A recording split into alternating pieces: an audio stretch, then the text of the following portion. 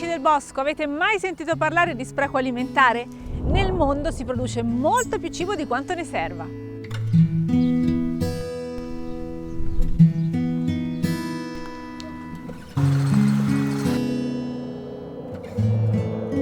Potrebbe sembrare una buona notizia, viviamo in un mondo di abbondanza e invece non lo è, perché c'è una parte della popolazione che quel cibo non lo riceve, c'è un'altra parte della popolazione che invece si nutre troppo e per questo ha problemi di salute e poi ci sono tante risorse che vanno sprecate inutilmente.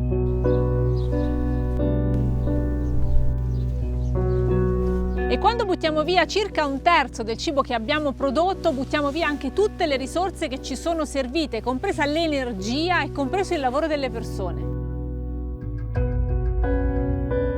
Questo video fa parte del progetto Terra Terra, che ha lo scopo di promuovere buone pratiche contro il cambiamento climatico. È stato realizzato in collaborazione con YouTube e il Parlamento Europeo. Vedremo 12 consigli per non sprecare più cibo.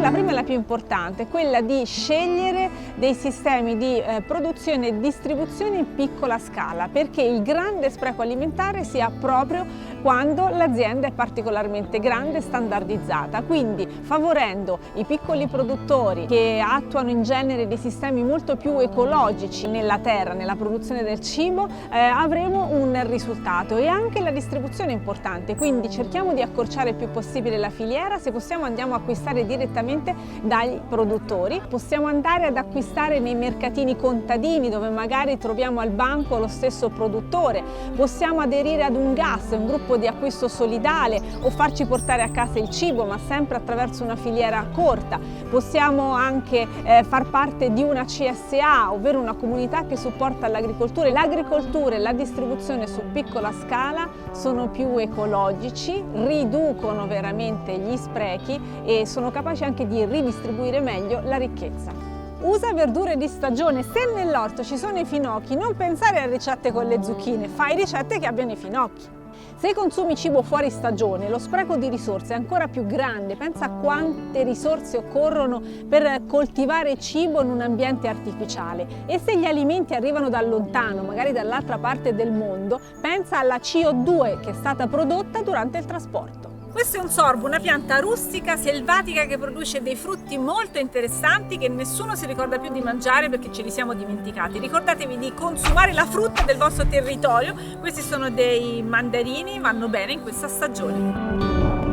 Abituiamoci al fatto che il cibo buono non è per forza perfetto. Queste foglie, che sono buonissime da mangiare, sono piene di buchetti perché qualche insettino è andato a mangiarle, ma sono comunque buone e quindi perché rinunciarci? Inoltre, quando producete cibo senza l'utilizzo di tante sostanze chimiche per eliminare i parassiti, il vostro cibo sarà più sano e anche più nutriente e gustoso. Quindi riscopriamo il cibo così com'è, con la sua imperfezione.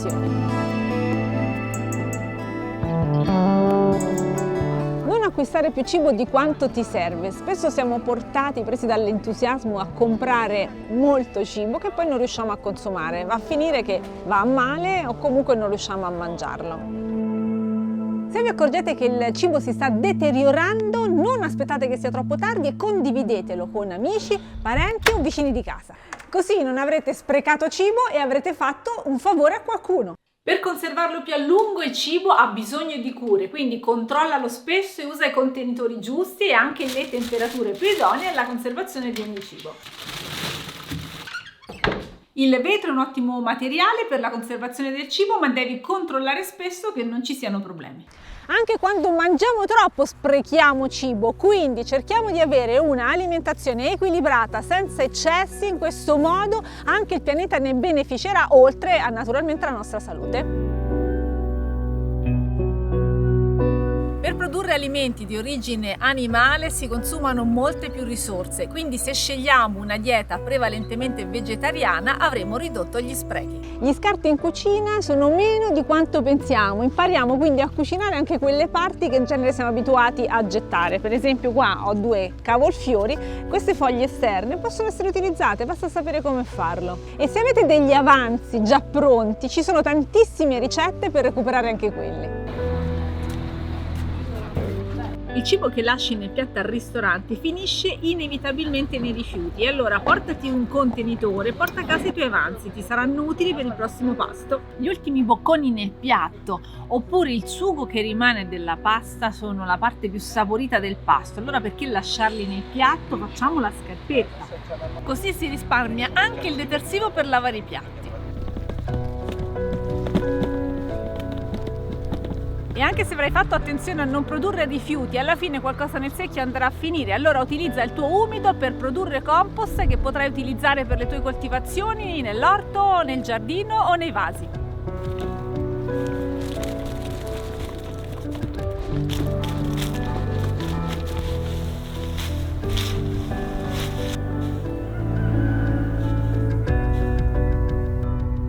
Prima di questo video ho seguito il seminario di ACE, che mi è stato utile per focalizzare quali erano gli argomenti di cui volevo parlarvi, di questi 12 punti contro lo spreco alimentare. Adesso però ho bisogno del vostro aiuto, sono sicura che avete altre strategie, quindi lasciatemele qua nei commenti e poi farò in modo di diffonderle il più possibile, perché veramente non abbiamo più risorse da perdere. Ci vediamo al prossimo video, ciao!